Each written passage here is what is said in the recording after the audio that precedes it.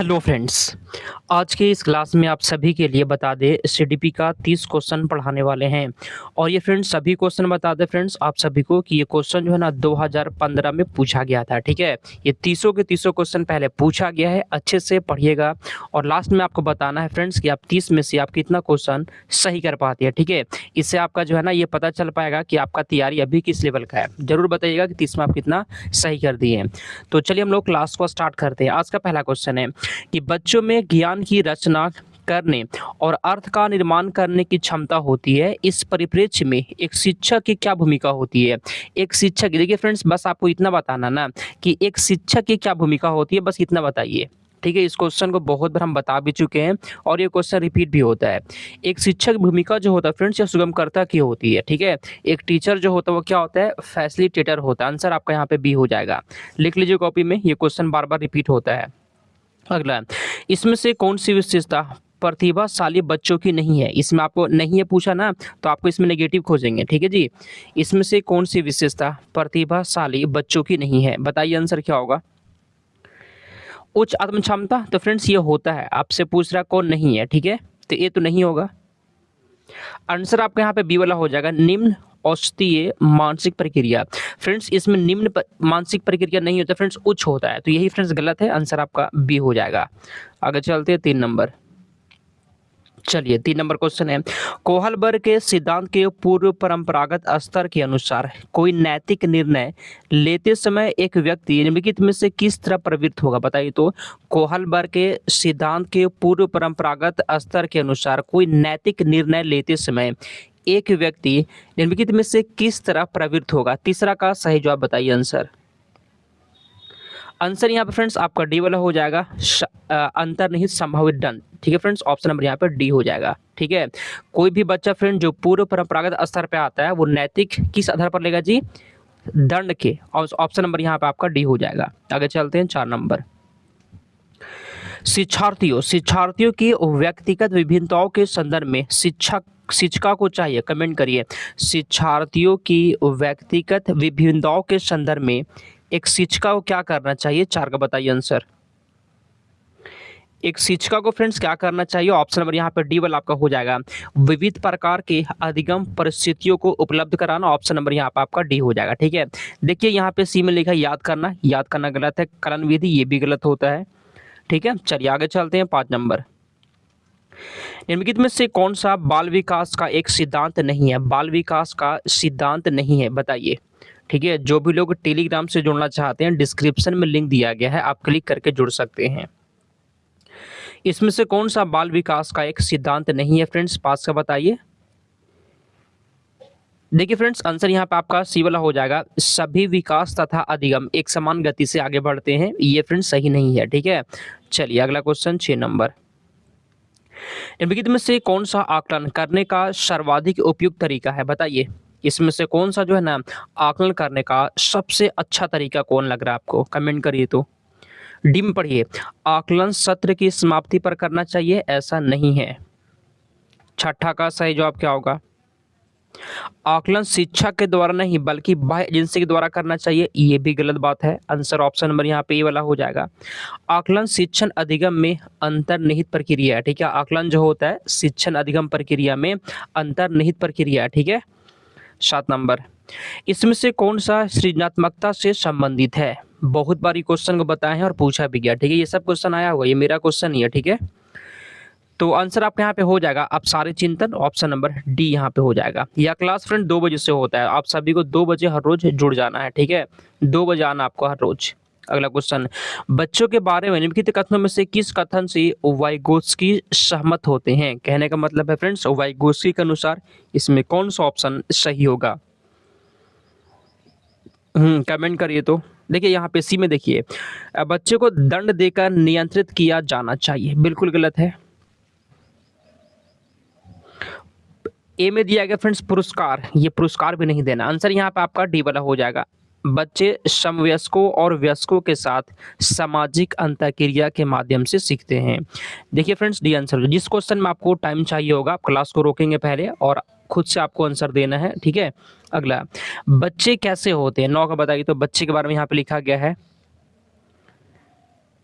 Option है कि चिंतन में वयस्कों की भांति होते हैं और ज्यों-ज्यों वो बड़े होते हैं उनके चिंतन में गुणात्मक वृद्धि होती है। क्या ये सही जवाब है क्या? आगे, खाली बर्तन के समान होते हैं, ये तो गलत हो गया। निष्क्रिय जीव होते हैं, ये भी गलत हो गया। आंसर आपका यहाँ पे डी हो जाएगा, जिज्ञासु प्राणी होते हैं। बच्चे जो होते हैं जिज्ञासु प्राणी होते हैं, जो अपने चारों ओर के जगत को खोजने के लिए अपने ही तर्कों और क्षमताओं का उपयोग करते हैं। ऑप्शन नंबर यहाँ पे आपका डी हो जाएगा। ठीक है, चलिए अगला क्वेश्चन, 10 नंबर क्वेश्चन। अगला, बच्चों की त्रुटियों के बारे में निम्नलिखित में से कौन सा कथन सही दिया गया है? बच्चों की त्रुटियां मतलब फ्रेंड्स बच्चे जो गलतियां करते हैं सीखने में, वो गलतियों के बारे में कौन सा कथन सही दिया गया है बताइए। ऑप्शन ए, बच्चों की त्रुटियां उनके सीखने की प्रक्रिया का अंग है। बिल्कुल सही जवाब फ्रेंड्स, आगे मत पढ़िए, यही आंसर आपका हो जाएगा। ठीक है, बच्चों की त्रुटियां जो होता है उनके सीखने की प्रक्रिया का एक अंग होता है। अगला क्वेश्चन 11 क्वेश्चन, 11 नंबर। चलिए फ्रेंड्स, थोड़ा सा क्वेश्चन बड़ा है, कोई बात नहीं है। ठीक है, पहले क्वेश्चन को पढ़ते हैं।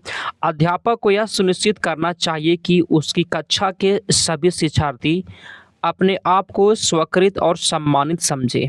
इसके लिए शिक्षक को क्या करना चाहिए बताइए, 11 का आंसर है। उसके लिए शिक्षक को क्या करना चाहिए, कमेंट करिए तो क्या करना चाहिए फ्रेंड। देखिए यहाँ पे आपका सी वाला आंसर हो जाएगा, ध्यान से पढ़िएगा, ध्यान से पढ़िएगा। अपने शिक्षार्थियों की सामाजिक और सांस्कृतिक पृष्ठभूमि की जानकारी प्राप्त करें और कक्षा में विविध मतों को प्रोत्साहित करें। ऑप्शन नंबर यहाँ पे आपका सी बिल्कुल सही जवाब है। चलिए अगला क्वेश्चन यहाँ पर 12 नंबर। सुरेश समान रूप से एक शांत कमरे में अकेले पढ़ना चाहता है, जबकि मदन एक समूह में अपने मित्रों के साथ पढ़ना चाहता है। यह उनके डैश में विभिन्नता का कारण है। कमेंट करिए तो। सुरेश जो है ना, एक शांत कमरा में अकेले पढ़ना चाहता है, जबकि मदन समूह में पढ़ना चाहता है। यह उनके फ्रेंड्स अधिगम शैली में विभिन्नता के कारण है। आंसर आपका बी हो जाएगा। आगे चलते हैं 13 नंबर क्वेश्चन, थोड़ा सा बड़ा है, कोई बात नहीं है। हम लोग पहले क्वेश्चन पढ़ते हैं। ठीक है, क्लास अच्छा अगर लगता हो एक लाइक करिएगा। अगला, भारत में भाषिक विभिन्नता बहुत है। इस संदर्भ में विशेषकर कक्षा 1 और कक्षा 2 के प्राथमिक स्तर पर बहुभाषिक कक्षाओं के बारे में सर्वथा उपयुक्त कथन कौन सा है, सबसे सही कथन कौन सा है? देखिए फ्रेंड्स, भारत में भाषिक विभिन्नता बहुत है, इस बारे में यहाँ पे लिखा गया है, कौन सा सही लग रहा है आपको? चलिए फ्रेंड्स, हम लोग पढ़ते हैं। एम देखिए, विद्यालय में उन्हीं बच्चों को प्रवेश दिया जाए जिनकी मातृभाषा वही है जो शिक्षा के लिए अपनाई जा रही है। ऐसा एकदम नहीं है, गलत हो जाएगा ये।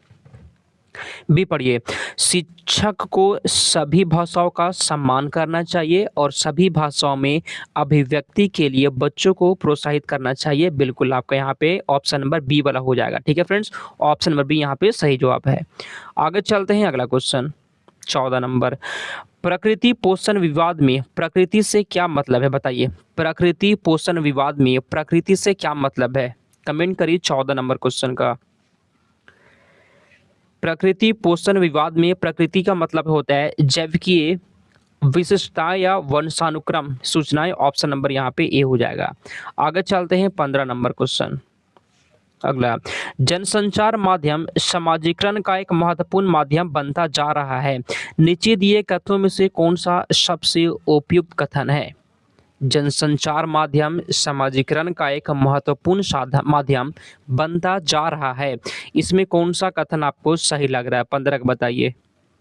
चलिए फ्रेंड्स, ऑप्शन ए, सामाजिकरण केवल माता पिता केवल जहां पर लगेगा वो गलत हो जाएगा।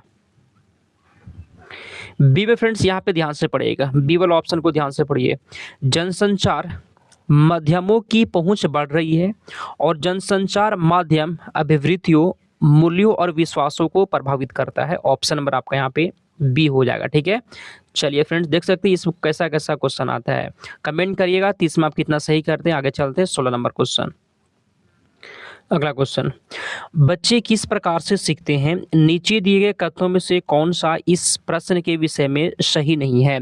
बच्चे किस प्रकार से सीखते हैं? नीचे दिए गए कथनों में से कौन सा इस प्रश्न के विषय में सही नहीं है? 16 का बताइए तो। सही नहीं है मतलब आपको नेगेटिव, जहां पे नहीं लग जाएगा ना वहां पे आपको नेगेटिव खोजना है। नेगेटिव फ्रेंड्स यहाँ पे देखिए डी वाला लिखा हुआ है, बच्चे केवल कक्षा में ही सीखते हैं, ये बिल्कुल गलत बात है। ऑप्शन नंबर यहाँ पे आपका डी वाला हो जाएगा। ठीक है, चलिए आगे चलते हैं हम लोग 17 नंबर क्वेश्चन। प्राथमिक विद्यालय के शिक्षक को अपने शिक्षार्थियों को अभिप्रेरित करने के लिए किस रणनीति को अपनाना चाहिए? 17 का सही जवाब क्या होगा बताइए?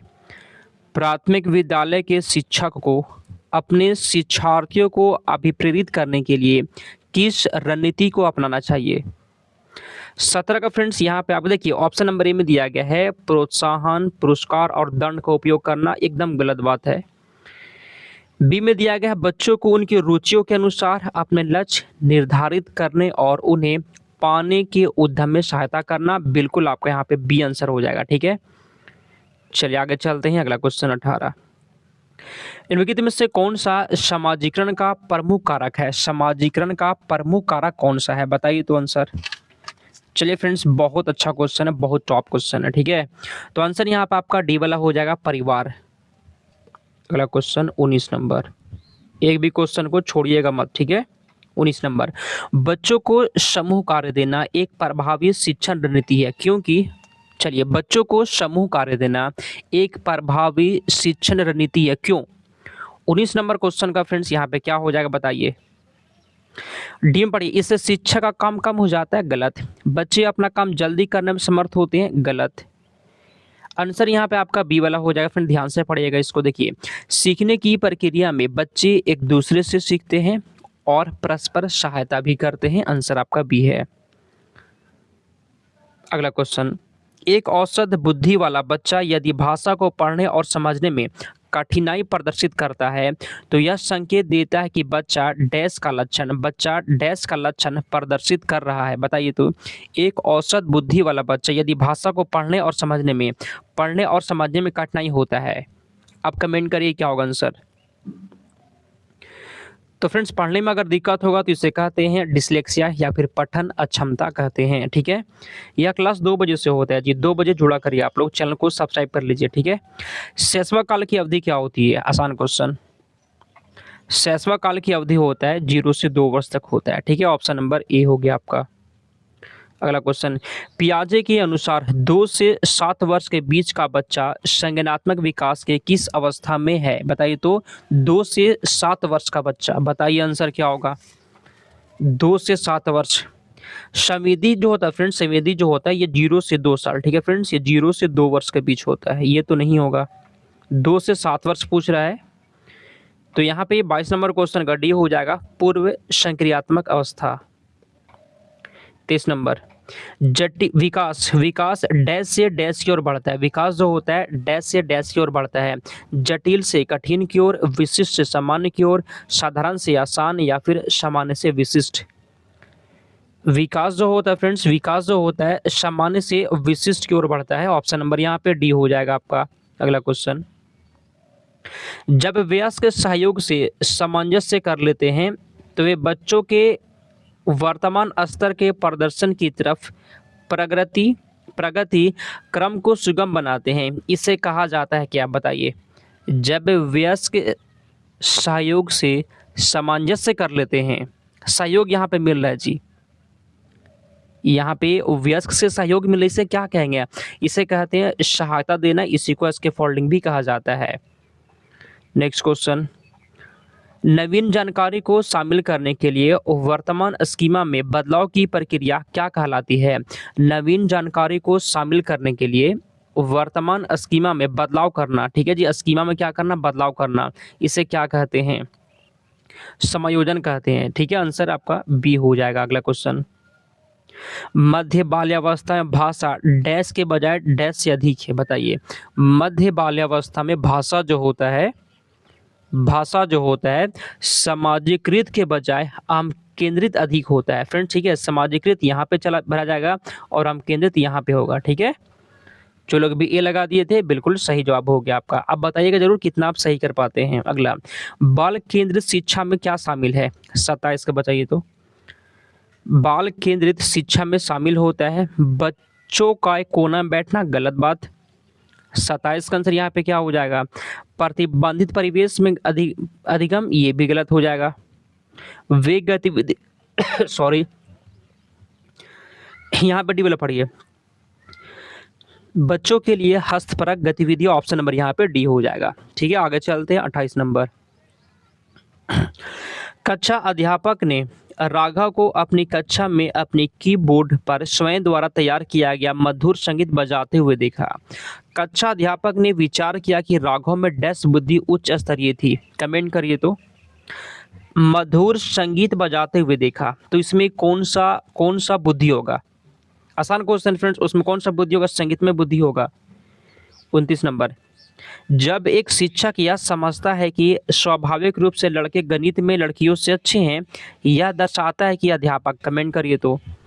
जब एक शिक्षक यह समझता है कि स्वाभाविक रूप से लड़के जो होते हैं गणित में लड़कियों से अच्छे हैं, यह दर्शाता है, क्या दर्शाता है फ्रेंड्स? इसे कहते हैं लिंग पक्षपाती या फिर जेंडर पक्षपाती। ऑप्शन नंबर ए हो जाएगा। लास्ट क्वेश्चन है, समावेशी शिक्षा मानती है कि हमें डैश के अनुरूप बदलना है। चलिए कमेंट करिए। समावेशी शिक्षा मानती है कि हमें व्यवस्था या बच्चों के अनुरूप बदलना है। ऑप्शन नंबर ए हो जाएगा। 30 में आप कितना सही कर दिया और क्लास कैसा लगा फ्रेंड्स? कमेंट करिए। 30 में आप कितना सही कर दिया जी, क्लास कैसा लगा है आपको? फ्रेंड्स एग्जाम तक जो है ना जुड़े रहना मेरे साथ, आपका तैयारी बहुत अच्छा हो जाएगा। ठीक है, बस आप जुड़े रहिए। ठीक है फ्रेंड्स, तो चलिए हम लोग इस क्लास को समाप्त करते हैं। एक लाइक करिएगा और चैनल को सब्सक्राइब कर देना है। हम लोग समाप्त करते हैं क्लास को, मिलते हैं अगले क्लास में।